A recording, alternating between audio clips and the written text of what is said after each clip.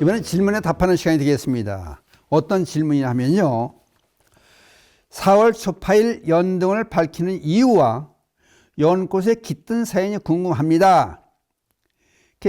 그래서 연꽃에 숨겨진 얘기, 연꽃에 숨겨진 게 참 많지 않습니까? 그리고 연등을 밝히는 이유, 그에 대한 설명을 질문에 답을 하는 과정에서 설명을 드리려고 합니다.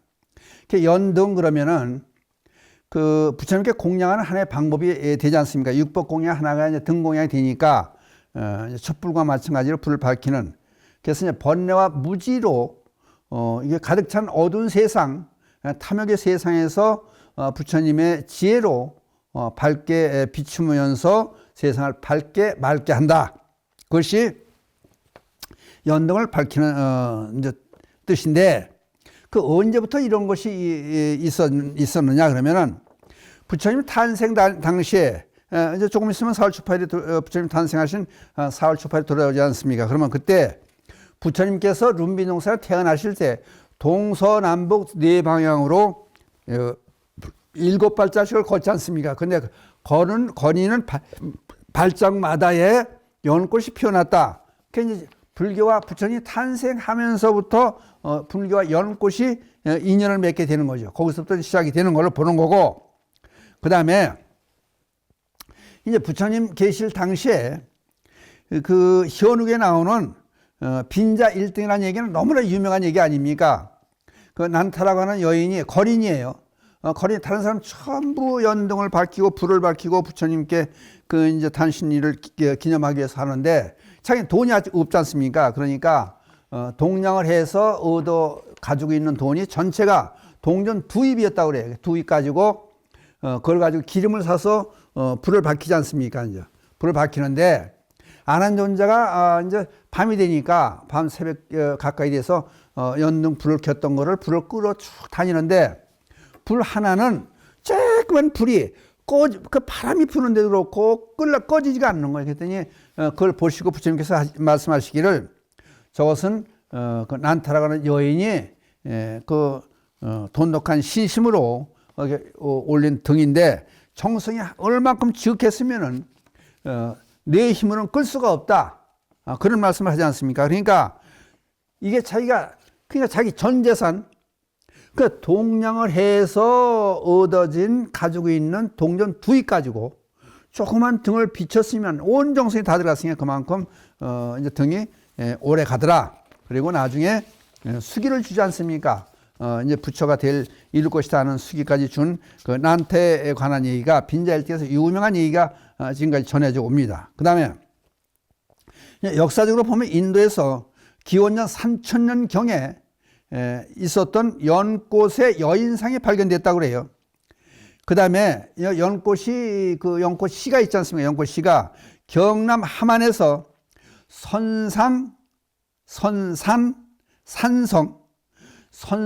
산성에서 발굴된 이제 그 산성에서 땅속에 나왔다는 얘기지. 발굴된 연꽃 씨앗이 700년이 됐는데도 불구하고 연꽃이 싹이 떠 꽃이 피었다고 그런 거 아닙니까? 그러니까 그렇게 오래 씨앗이 오래 간다. 심지어 이게 자료를 찾다 보니까 2000년이 된 연꽃 씨앗에서 싹이 나서 자란다. 이제 거기까지 있어요.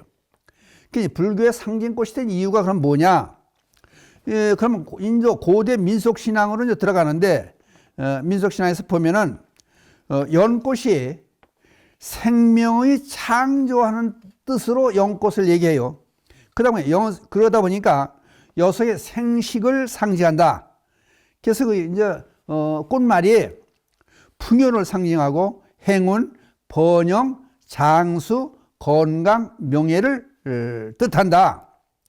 결국 연꽃이 모든 진리의 탄생처로 믿기 때문에 연꽃에 부처님을 모시는 이유가 거기에 있다는 거예요. 그 다음에 사람이 죽어서 극락왕생해도 연꽃에서 거듭 태어나는 중생의연화, 화생도가 이제 등장하게 되는 거예요. 그러니까 연꽃이 탄생을 뜻한다.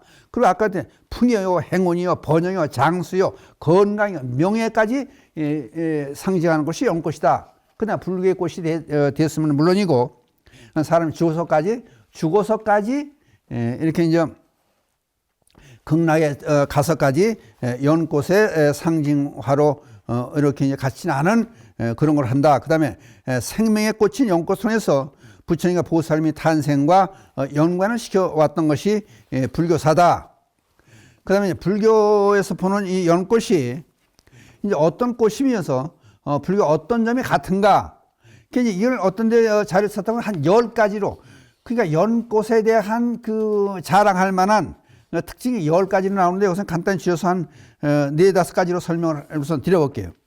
처염상정, 그래서 더러운 곳에 피어나, 깨끗한 곳에보다 더러운 시궁창에서 잘 피어난다는 거예요. 더러운 곳에 피어나지만은 깨끗해서 시궁창 물을 갖다가 연꽃에 갖다 들어보도 또르륵 흘러내리고 묻지가 않아요.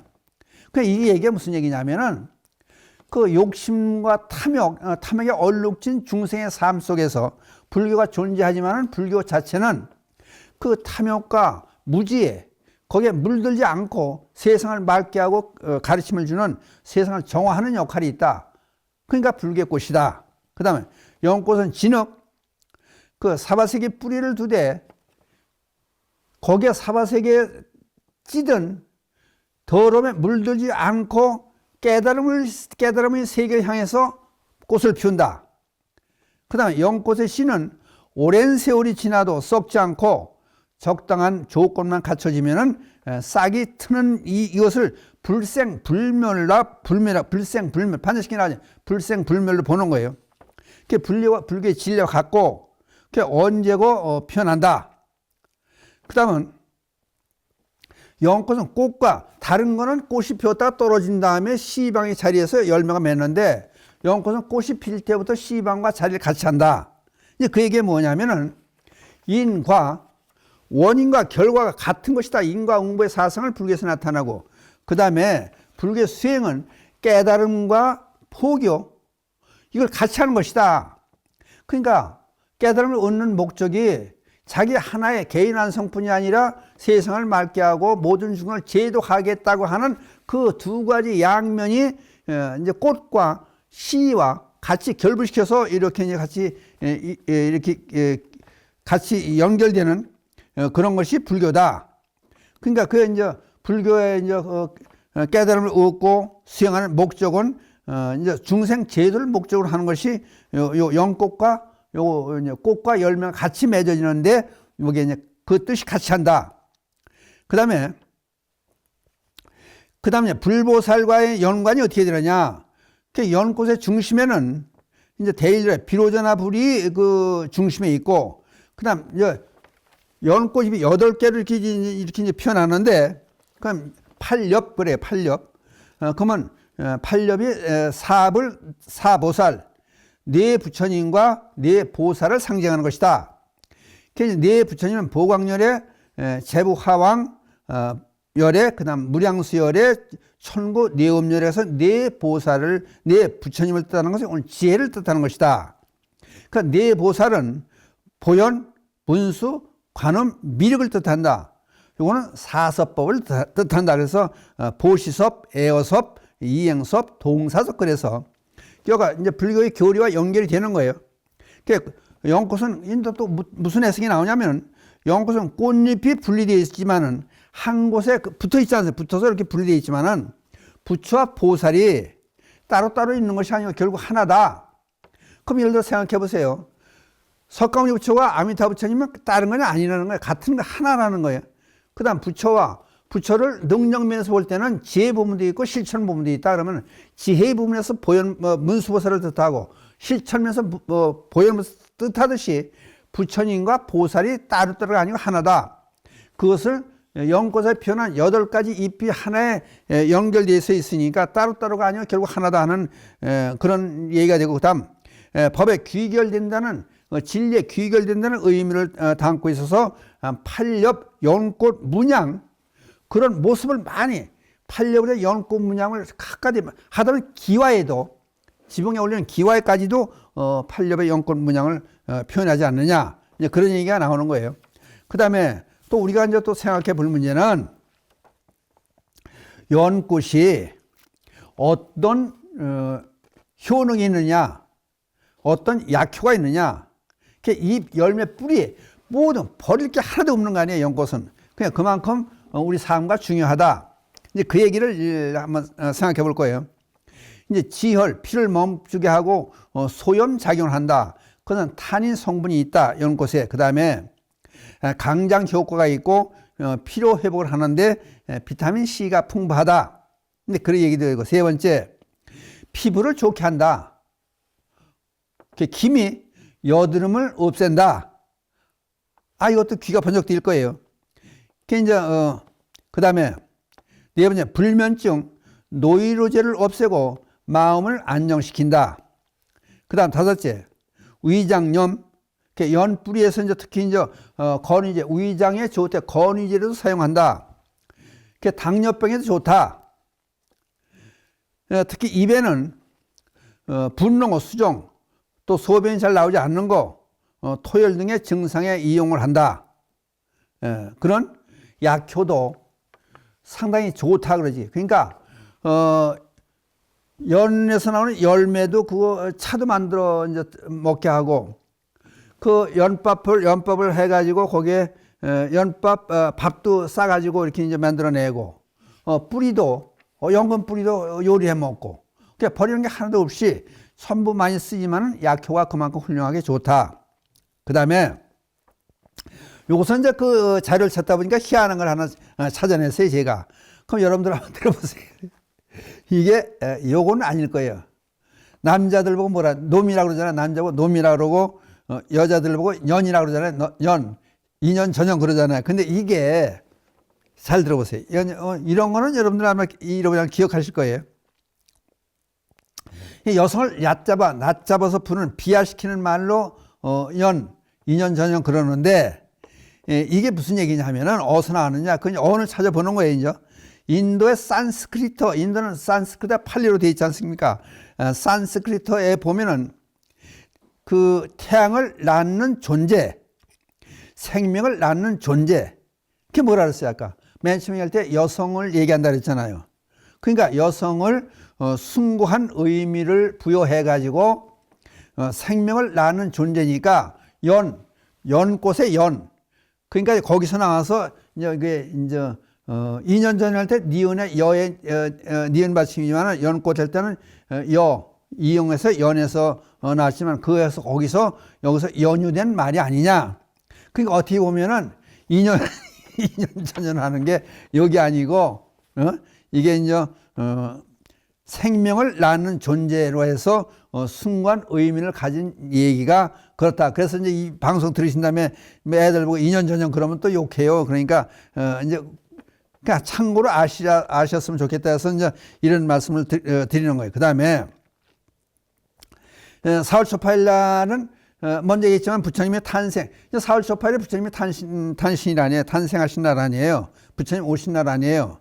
이제 4월 초파일도 몰지 않고 그렇으니까 4월 초파일 날 연등을 밝히는 이유는 아까 맨 처음에 말씀드렸지만은 부처님이 태어나실 그날에 동서남북으로 7발자를 가지 않습니까? 7발자 갔을 때 거기서 발자국마다의 연꽃이 피어났다. 그러면 이제 이번 기회에 한번 말씀을 드리면은 6발자 갈 수도 있고 8발자 갈 수도 있는데 왜 7발짝이냐? 그거를 이제 해석하는 나서 여러 가지 해석이 나와요. 그러면 부처님께서 동서남북으로 네 방향으로 7발짝을 걸어가신 이유가 뭐냐? 근데 왜 7이냐? 그럴 때 이제 이렇게 해석하는 게 좋다고 이제 보는 거예요. 뭐냐면은 우리는 육도 윤회, 지옥아기 축생 앞서라 인천 육도 윤회를 하지 않고 극락왕생하는 것이 우리가 불도의 수행의 목표 아닙니까? 그러면은 육도를 벗어나는 것이 7발짝제가 아니냐. 그러니까 육도를 벗어나라. 윤회하는 세계에서 육도를 벗어나는 것이 바로 7발짝 가는 거예요. 그러니까 6발짝을 뛰어넘어서 7발짝째 가야 육도 윤회에서 벗어나는 거 아니냐. 그래서 부처님께서 7발짝을 갔다. 이게 이제 또 이번 기회에 여러분들한테 말씀을 드리고, 그 다음에 부처님 탄생하실 때 탄신일에 연꽃과 연관이 지어져 있지 않느냐. 그러니까 부처님 오신 날 4월 18일 맞이해서 연꽃을 올리는 것은 당연한 얘기가 아니냐. 이제 연꽃이 그만큼 아까 쭉 연꽃에 숨겨진 뜻의 설명을 드렸지만은 등이라고 하는 것은 육법공의 등은 무명에서 벗어나서 밝히는 거 아닙니까? 세상을 밝히는 거. 그러니까 깨달음을 주는 거 아닙니까? 그러니까 같은 두 가지 연관된 의미, 연꽃의 그 숭고한 의미와 함께 또 불을 밝힌다는 그 훌륭한 뜻이 연결돼서 4월 초파일 날 연등을 밝힌다. 그게 얼마나 좋습니까? 그래서 다른 말로 하면은 지혜를 증득한다. 그러니까 우리가 어린이들이 큰 황소를 몰고 가는 것도 지혜가 있기 때문에 그런 거 아니냐. 그리고 부처님은 우리는 지혜가 있으면은 이제 복이 없는 거예요. 그러니까 복과 지혜가 같이 겸비돼서 이제 양적존역에서 두 개가 같이 함께 해야 되냐. 그러니까 복도 있어야 되고 지혜도 있어야 돼. 그러면 좋잖아요. 이제 그래서 지혜를 증득하는 그런 날이 바로 부처님 오신 날이다. 이렇게 등을 단다. 그러면은 이제 이번 주 한번 보세요. 4월 초파일 날 등을 삼고 숨어 있는 사찰에서 등을 달기니까 사찰이 있는 게 어디 있는 건가 처음 노출이 돼요. 그리고 한마디 제가 말씀을 드리지만은 나 다니는 사찰에 등을 밝히는 건 당연히 해야 되겠죠. 그렇지만은 한 발짝 더 나가서 어려운 사찰에도 등을 달아주는, 등을 밝히는 그런 것도 필요하지 않냐. 그래서 옛날부터 세 군데 사찰에 등을 밝혀줘야 복도 받고 좋은 일이 된다. 그러니까 이번 기회에 어려운 시골에 있는 어려운 사찰들, 더군다나 코로나라서 그 어렵고 시골에 있는 사찰들에서 운영이 어려운 사찰들, 도시에 있는 또 이제 포교하는 그 이제 또 조그만 이제 법당들, 포교원들 그런데도 등을 밝혀주는 그런 불자가 됐으면 좋겠다. 그러니까 나 다니는 사찰은 물론 등을 밝혀줘야 되겠죠. 그렇지만은 내가 다니지 않는 사찰이라고 해도 적은 사찰에 가서 등 하나 밝혀주는 그 자체가 사찰의 운영을 하게끔 해주고 또 거기서 기도하고 계신 스님들의 용기를 북돋아주는 희망을 줄 수 있는 그런 일이니까 얼마큼 좋은 일이냐.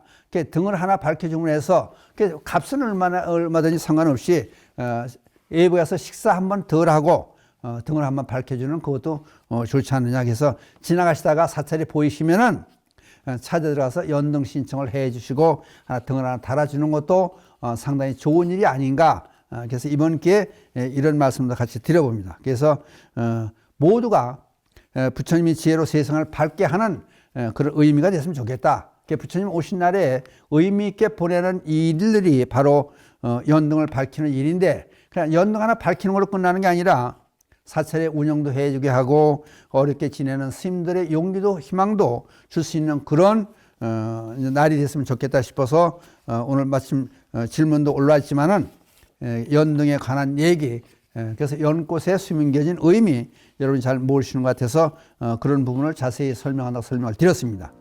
이상으로서 질문에 대한 답을 마치고 오늘 본문을 마치기로 하겠습니다. 밑에 나는 개송을 함께 읊조리면서 오늘 말씀을 끝내기를 하겠습니다. 불보살님이 자비감이 늘 함께 서서 이 땅에 불국 정토가 되어지이다. 나무 불, 나무 법, 나무 승. 감사합니다.